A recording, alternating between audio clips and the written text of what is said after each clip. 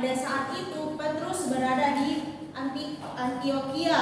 Kemudian dari kalangan Yakobus, yaitu orang-orang yang percaya kepada Tuhan Yesus, mereka juga datang ke Antioquia. Nah, ketika Petrus melihat golongan atau kalangan dari orang Yakobus ini, dari kalangan Yakobus ini datang ke Antioquia, pada saat itu dia mengundurkan diri, kemudian menjauhi orang-orang yang tidak bersunat, karena pada saat itu konteksnya Petrus ini sedang makan bersama-sama dengan orang-orang yang tidak bersunat. Petrus menjauhi orang-orang yang tidak bersunat ketika melihat orang-orang yang bersunat datang ke Antioquia, karena Petrus ini takut. Petrus takut ketahuan sedang makan bersama-sama dengan orang-orang yang tidak bersunat. Sebelumnya Petrus memiliki pandangan bahwa ketika orang-orang yang bersunat atau orang-orang Yahudi bergaul dengan orang-orang yang tidak bersunat atau bangsa asing, maka mereka sama dengan melanggar hukum Taurat. Ini adalah pandangan dari Petrus. Jika orang Yahudi bergaul dengan bangsa lain atau non-Yahudi, maka mereka sedang melanggar hukum Taurat atau perintah Tuhan Allah. Tetapi melalui Tuhan Allah mempertemukan Petrus dengan Kornelius, maka pandangan Petrus itu diubahkan. Kita membaca Kisah Para Rasul pasal 10 ayatnya yang ke-20. Kisah Para Rasul pasalnya yang ke-10 ayatnya yang ke-28. Kisah Para Rasul pasal 10 ayatnya yang ke-28.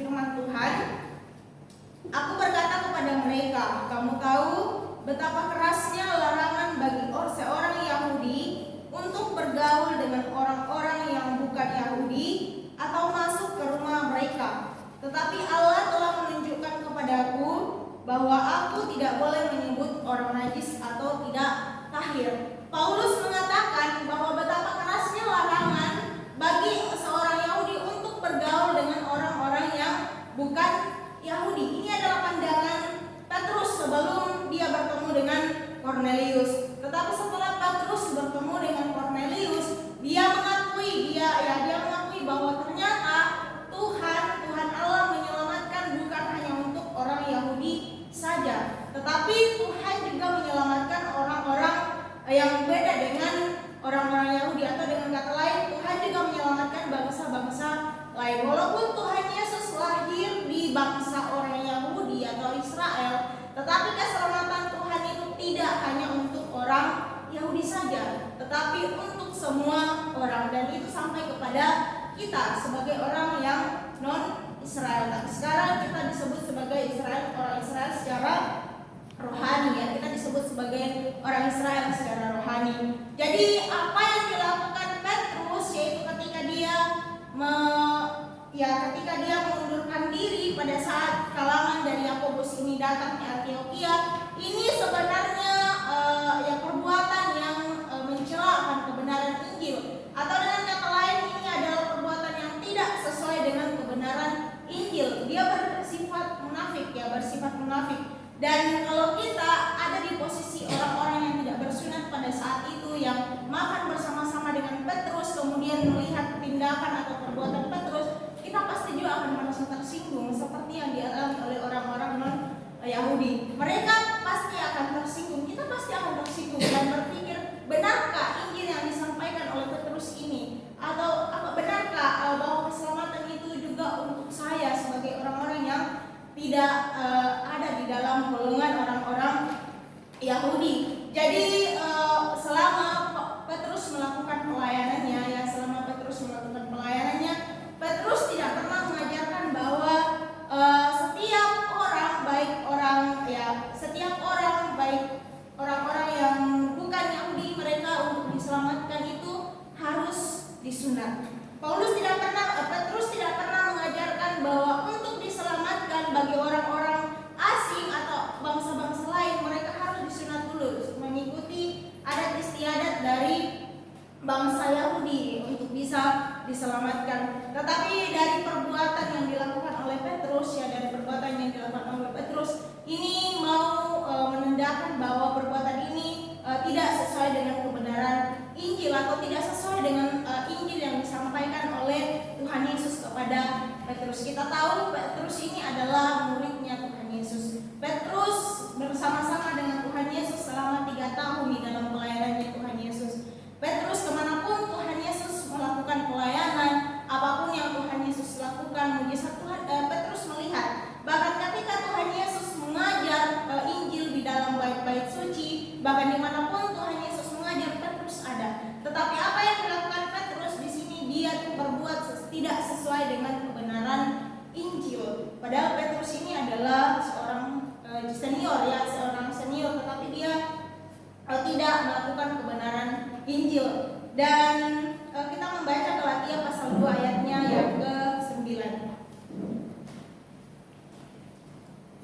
Galatia pasalnya yang kedua, ayatnya yang ke-9. Sudah mendapat? Ya, kita membaca bersama-sama 1, 2, 3.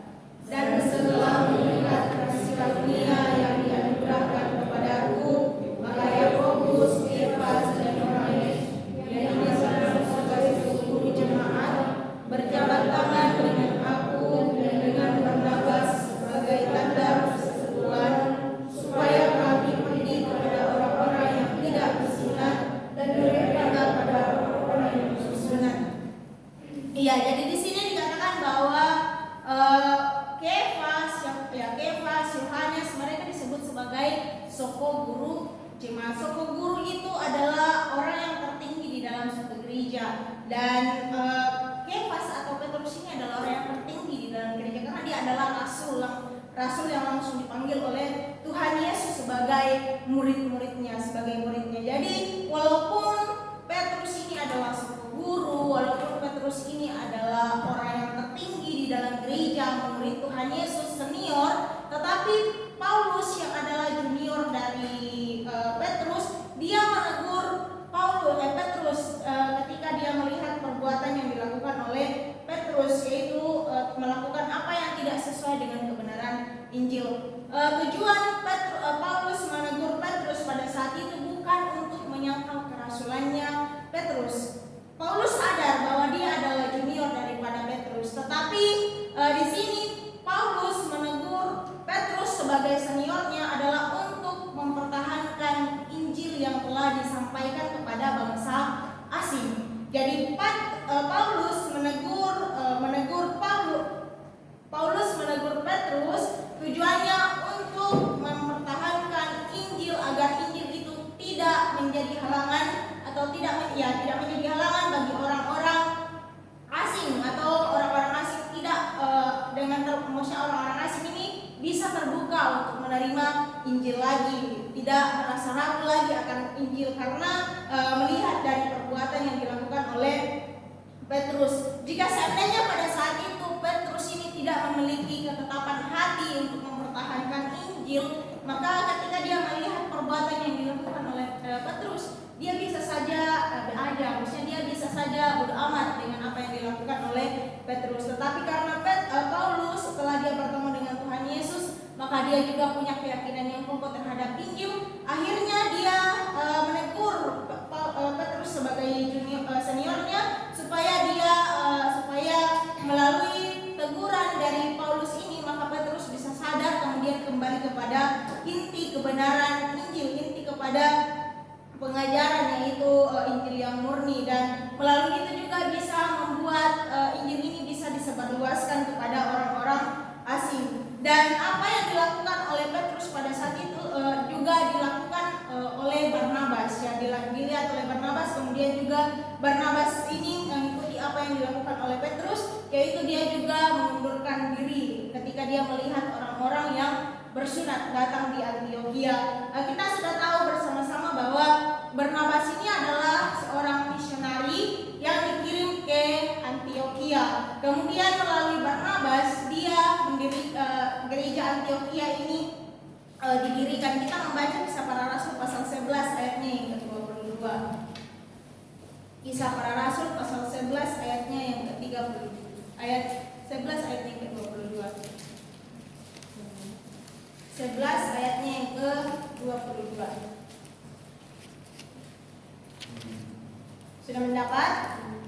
Ya, kita membaca bersama-sama 1, 2, 3. Dan berkata Yosua tentang mereka itu kepada jemaat di Yerusalem, lalu jemaat itu mengutus Barnabas ke Antiokhia.